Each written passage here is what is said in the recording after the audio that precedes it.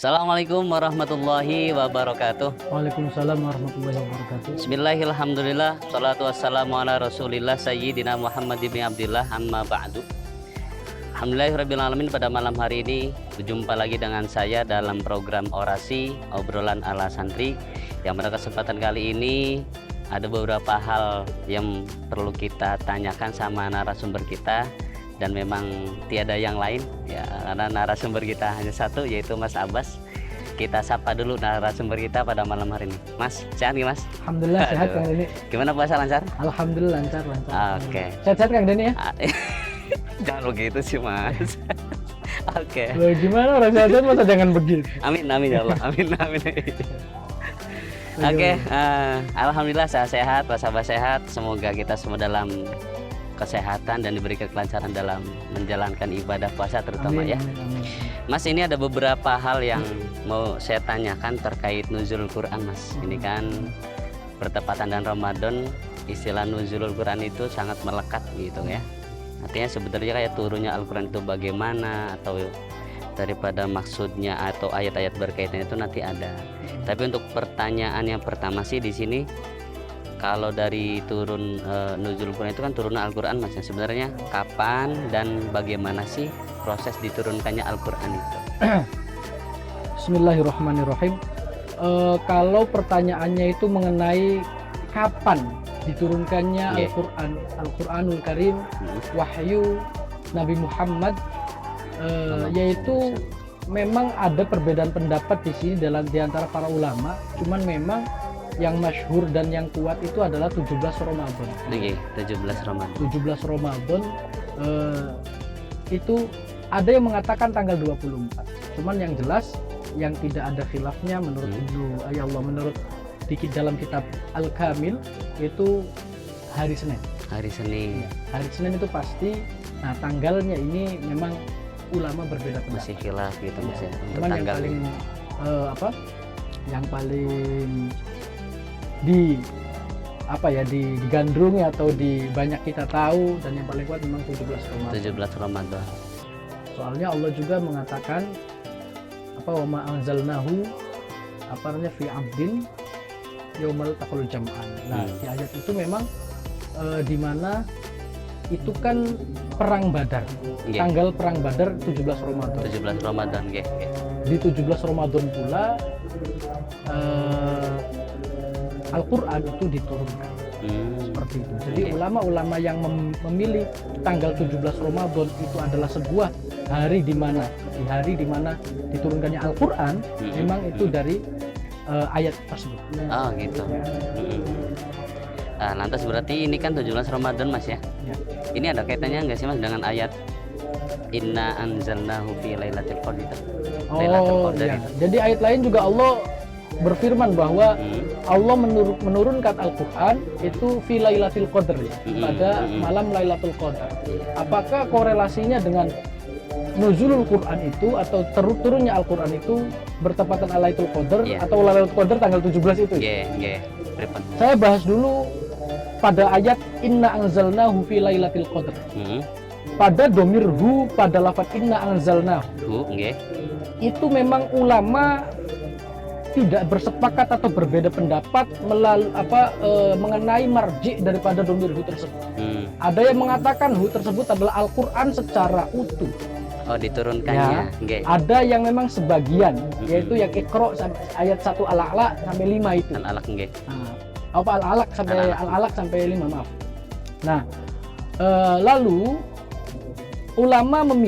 banyaknya ulama itu mengatakan bahwa maksud daripada Inna anzalnahu fi lailatul qadr adalah hu tersebut adalah Al-Quran secara keseluruhan, yang mana Allah menurunkan Al-Quran dari Lauhil Mahfuz ke Rabbil Izzah, ke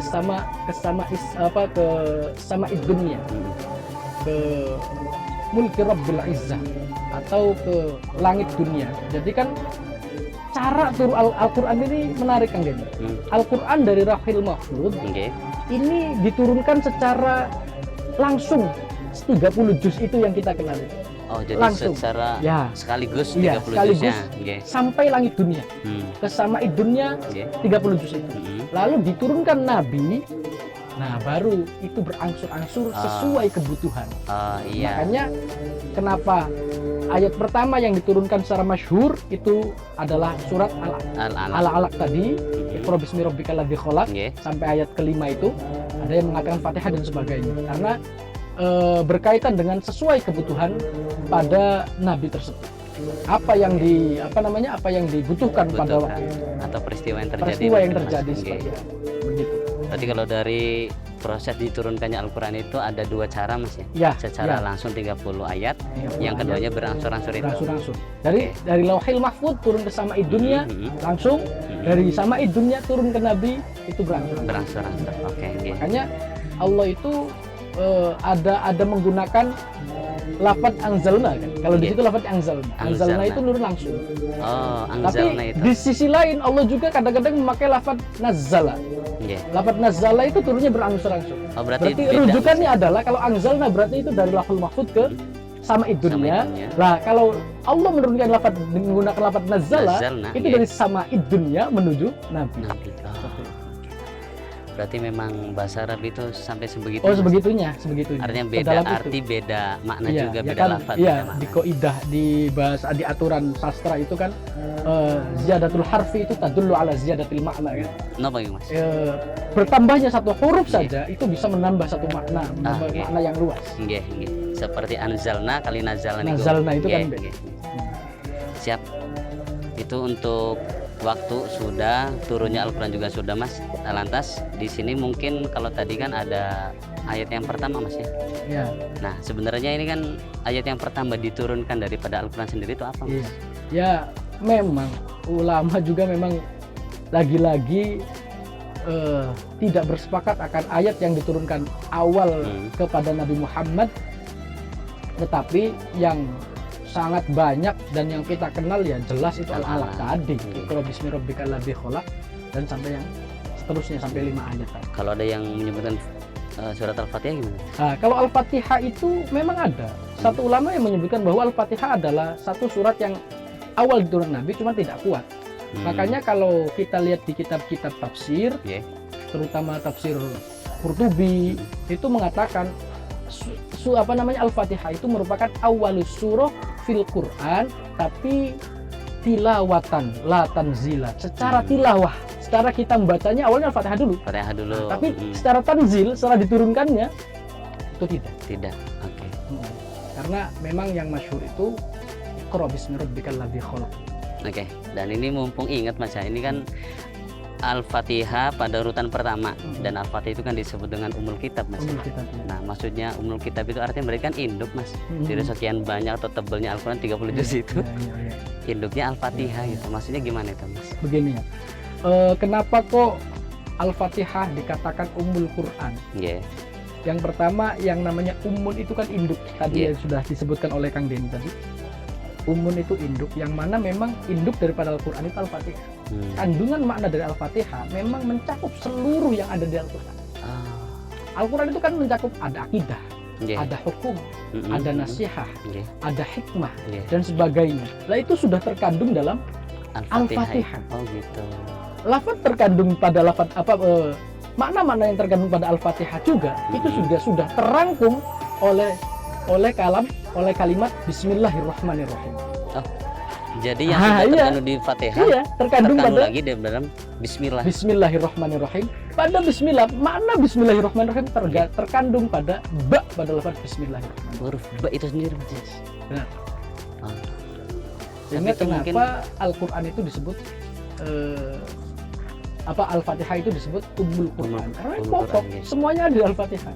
Secara akidah ada, Yes. secara hukum ada, secara hikmah ada.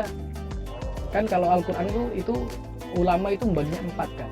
Empat bagian. Ada kisah, ada hikmah, ada hukum. Nggih. Makanya kalau tafsir ayatil ahkam itu sebutannya itu rawabi Al-Quran atau seperempat daripada Al-Quran. Seperempat Al-Quran. Karena memang Al-Quran itu tidak semuanya hukum. Nggih. Seperempatnya memang hukum, seperempatnya kisah, Nggih. seperempatnya hikmah dan sebagainya. Oh gitu. Siap.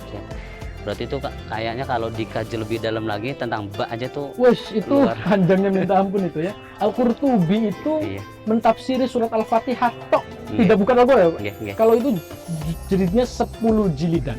Nah, kalau Untuk kitab Fatihahnya aja itu setengah juz sendiri itu menerangkan kitabnya. Al-Fatihah sendiri. Iya. Itu karena Saking memang luasnya. Masya Allah. Dan juga ada kalimat menarik di Al-Fatihah itu.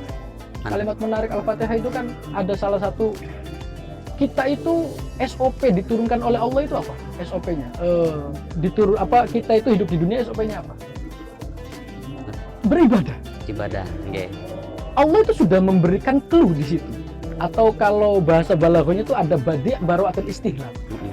Untuk mengawali, Allah memberikan clue apa yang ingin dibahas di Al-Qur'an. Pokoknya itu kan kita menghamba kepada Allah. Lah, sudah ada badi' baro'atul istihlalnya di Al-Fatihah di surat awal. Apa? Iyyaka na'budu wa iyyaka nasta'in. Hanya dengan Allah. Wis SOP kita itu hanya itu. Mengabdi itu Mengabdi. Mas ya. Nah, Beribadah itu. iya. Nah, waktu selain beribadah ya kita isi dengan kegiatan-kegiatan yang positif. Ini positif. Iya. Oke, siap. Oke, itu ayat pertama Mas ya. Lah, kalau ayat terakhirnya Mas. Nah, ini. Untuk mengenai ayat terakhir yang diturunkan pada Al-Qur'an, lagi-lagi banyak sekali riwayat yang terjadi. Ada yang bilang ayat terakhir itu kalau kita merujuk dari Al-Bukhari itu adalah ayat riba, yang menerangkan tentang riba.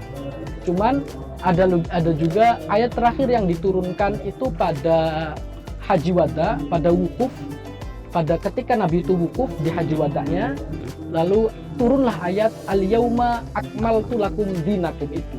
Nah, cuman sebagian ulama berpendapat memang ayat terakhir tapi akhir daripada hukum.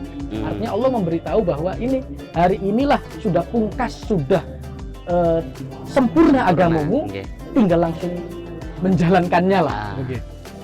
Makanya itu kan disebut Haji Wada karena memang setelah berapa waktu setelah itu Nabi itu enggak ada. Iya, wafat Mas. Wafat. Oke. Itu ketika ayat itu turunkan tidak ada, dan Nabi membacakan itu tidak ada sahabat yang tidak nangis. Semuanya ketika wukuf tidak ada sahabat yang tidak nangis. Sayyidina Umar yang segitu kelihatan garang, kereng, nangis karena sudah mengetahui ini tanda-tanda ini Berarti, Nabi iya. enggak ada. Mungkin udah kerasa juga Mas. Udah ya, kerasa, tanda, iya. nggih. Tidak ada yang tidak nangis waktu itu. Oke. Dan udah semua. Masih satu lagi Mas ini. Ihtifal, Nah. masalah ihtifal. Ihtifal. Masalah Iya, apa? ihtifal untuk memperingati itu. Oh, memperingati. Biasanya kan banyak tuh, iya. nuzul Quran, ada nggak pengajian. apa-apa, itu kan Itu gimana sih? rasa syukur kita. Ah, Rasa syukur kita terhadap telah diturunkannya Al-Quran, maka kita membuat ihtifal atau satu perayaan itu nggak masalah. nggak apa-apa ya, Nggak masalah. boleh-boleh aja. Oke Mas, mungkin itu aja sih tentang nuzul Quran itu. Ya, Barangkali nanti ada pertanyaan mengenai nuzul Quran, kedepannya nanti bisa diobrolkan lebih boleh, lanjut. boleh, silahkan. Mangga. Oke, Mas Abbas, terima kasih atas waktu dan penjelasannya. Siap, Ini Amin. sangat berbobot sekali, Mas Abbas. Terima kasih. Semoga ini Siap, bermanfaat untuk Amin, kita amin, semua amin, ya. amin. Oke, mungkin sekian saja untuk program orasi kita pada kali ini. Saya Daniel Sunjaya, kurang lebihnya mohon maaf. Wassalamualaikum warahmatullahi wabarakatuh. Waalaikumsalam warahmatullahi wabarakatuh. Kenapa tepuk tangan ya?